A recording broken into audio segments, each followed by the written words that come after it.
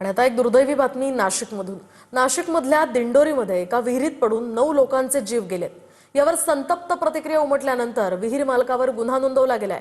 मात्र वारंवार तक्रारी करून सुद्धा ज्या नगरपालिकेने याकडे दुर्लक्ष केलं त्यांच्यावर कारवाई कधी होणार, या साऱ्या कारभारातले दोषी जे आहेत त्यांची नावं कधी पुढे येणार याकडे सगळ्यांचं लक्ष लागलंय। पाहूयात।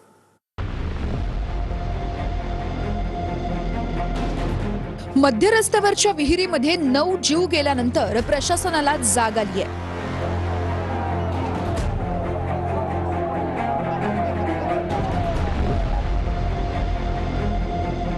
प्रशासनानं आता ती विहीर बुजवली आहे। विहीर मालक राजेंद्र राजे यांच्यावर मनुष्यवधाचा गुन्हा दाखल झालाय। मात्र रस्त्याच्या मधोमध विहीर कशी काय बांधली गेली, त्यासाठी परवानगी कुणी दिली? रस्त्याच्या मधोमध विहीर बांधली जात असताना प्रशासन झोपा काढत होतं का? इतक्या धोकादायक जागेवर विहीर असूनही तिला साधा कठडाही का नव्हता, असे प्रश्न विचारले जात आहेत। गुगल मॅपद्वारे पाहिल्यास जिथे अपघात घडला तो हाच दिंडोरीतला भाग आहे। इथं हीच ती विहीर आहे। त्या बाजूला हा मुख्य रस्ता आहे। अपघातग्रस्त गाडी या बाजूने येत होती। इथून वळण घेऊन दरगोडे कुटुंबाला मुख्य रस्त्यावर यायचं होतं। मात्र रात्रीच्या वेळी रस्त्याच्या बरोबर समोर असलेली विहीर चालकाच्या लक्षातच आली नाही। त्यामुळे कार थेट विहिरीमध्ये जाऊन 9 जणांना आपला जीव गमवावा लागलाय।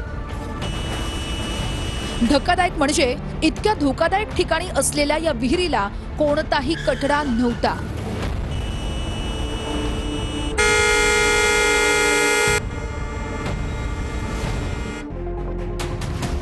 मंत्री नरहरी झिरवाळ यांनी मृतांच्या कुटुंबियांची सांत्वन करण्यासाठी रुग्णालयात भेट घेतली। त्यावेळेस या निष्पाप मृत्यूंना जबाबदार कोण, असा सवाल करत संतप्त स्थानिकांनी मंत्री झिरवाळांना घेराव घातला आणि विहीर मालकावर कठोर कारवाई करण्याची मागणी केली। स्थानिक इथं कार्यक्रम होता। इथून कार्यक्रमावरून निघाल्यावरती ना माणूस इथून रस्त्याने गाडी चालली होती। पुढे बघा बरं, एकदम स्ट्रेट रस्ता दिसतो। थोड्या अंतरावरती हा रस्ता बघा आणि याला 6 इंचाच्या वर आहे का? 6 इंचाच्या वर नाही। आपली रस्ता मंजूर केलाय त्याची पार्टी कुठे आहे? या बाईट आहे। त्या टायमाला मंजूर केला रस्त्यानं त्या कॉन्ट्रॅक्टदाराला सांगायचं काम आहे ना, नगरपंचायतीचं काम सांगायचं का झिरो साहेबाच्या याच्यातून रस्ता मंजूर केला त्या टायमाला याला काहीतरी करा बरे। त्याच्यानंतर ज्यांची विहीर आहे त्यांचं हे घर आहे, त्या गाड्या चोरी जाऊ नाही करता त्याच्याकरता गेट आहे। हे लोक माराय करता ठेवलं का उप प्रशासन काय करतं, चुकी होऊन जाते मग नंतर पैसे मंजूर करतात। या गोष्टीला ते पैसे मंजूर यांना दिले त्याच्या ऐवजी याला खर्च केला साहेब। इथं कार्यक्रम होता,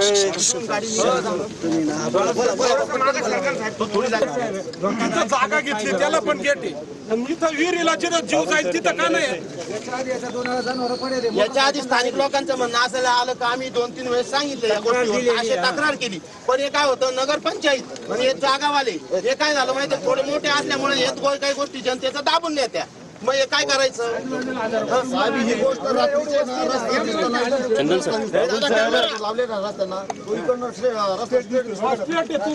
ज्यांनी मंजूर केला ना त्यांच्या कारवाई झालीच पाहिजे। हा रस्ता मंजूर आहे समजा, हा इथं पुढे बोर्ड लावलेला रस्ता मंजूर आला तेच इथं काही बोर्ड जर असं इथं उभा असतं तरी मागे बी स्थानिक जीव निष्पाप जीव गेले नसते। विहीर मालकाने जी कठडा आहे तो अतिशय उंची कमी आहे त्याची। अशा पद्धतीचं सगळ्या ज्यांनी समोर स्पॉट पाहिला त्या सगळ्या तरुण मंडळीची एक इच्छा आहे का असं भविष्यात घडू नये, का त्यांच्या घराला त्यांनी कंपाऊंड केले आणि मग विहिरीला का कंपाऊंड करू नये, किंवा नगरपालिकेनं रस्ता हा विहिरीपर्यंत नेऊन तिथंच संपवला आहे। तो जर पुढंपर्यंत असता किंवा नगरपालिकेची जबाबदारी होती तर त्यांनी संरक्षण त्या ठिकाणी करायला हवं होतं, अशी एक सगळ्या तरुण मंडळीची एक इच्छा आहे। आणि भरपाई हा देऊन तो फॉर्मॅलिटी आहे व भरपाई मिळत असते, पण एकाच कुटुंबातली 9 माणसं जाणं ही अतिशय गंभीर घटना त्या ठिकाणी झालेली आहे। प्रशासनाने कसं काय दुर्लक्ष केलं हे तेच तर महत्त्वाचं आहे का? त्याच्यात आता चर्चा अशी आहे का याच्या अगोदर सुद्धा काही जनावरं पडले तर त्याच वेळेला ते व्हायला पाहिजे होतं पण झालेलं नाही। ते त्याच्यावर विहीर मालकावर तसा गुन्हा दाखल केलेला आहे। गुगल मॅपद्वारे या भागावर नजर टाकली तर प्रशासनानं बांधलेला हा रस्ता थेट विहिरीजवळ येऊन संपतोय. म्हणजे नवख्या किंवा अनोळखी व्यक्तीसाठी हा रस्ता मरणाचाच मार्ग आहे.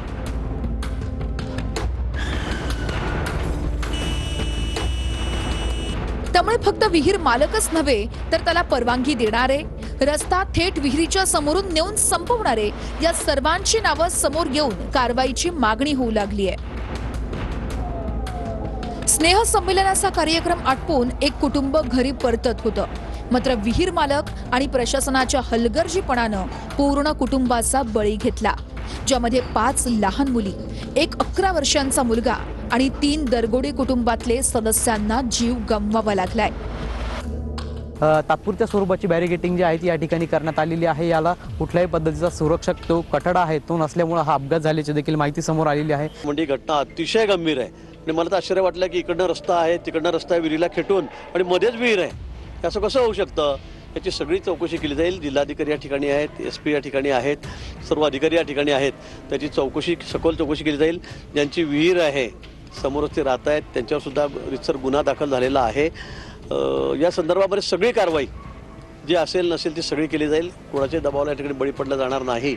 ती जी विहीर आहे त्याला अतिशय छोटा कठडा होता आणि ती कुठेतरी मध्यभागी अशा प्रकारे ती विहीर होती आणि त्यामुळे ही घटना घडल्याचं प्रथमदर्शनी त्या ठिकाणी लक्षात येत आहे. रस्त्याच्या मध्ये अशा प्रकारच्या विहिरी ज्या आहेत किंवा असं कुठे जिथे रहदारी आहे अशा ठिकाणी तर तात्काळ त्याचं एक प्रकारे ऑडिट करून आणि त्याला त्याची तिथे आवश्यकता आहे का किंवा त्याला काय उपाययोजना करता येतील. कारण इथे असं लक्षात आलं की भिंत होती पण ती छोटी होती. ती कदाचित मोठी असती तर एखाद वेळेस ते वाचू देखील शकले असते. त्यामुळे तात्काळ या संदर्भातली कारवाई करण्याचे आदेश देखील आपण दिले आहेत. पवन येवलेसह उमेश पारीख, TV9 मराठी, दिंडोरी, नाशिक.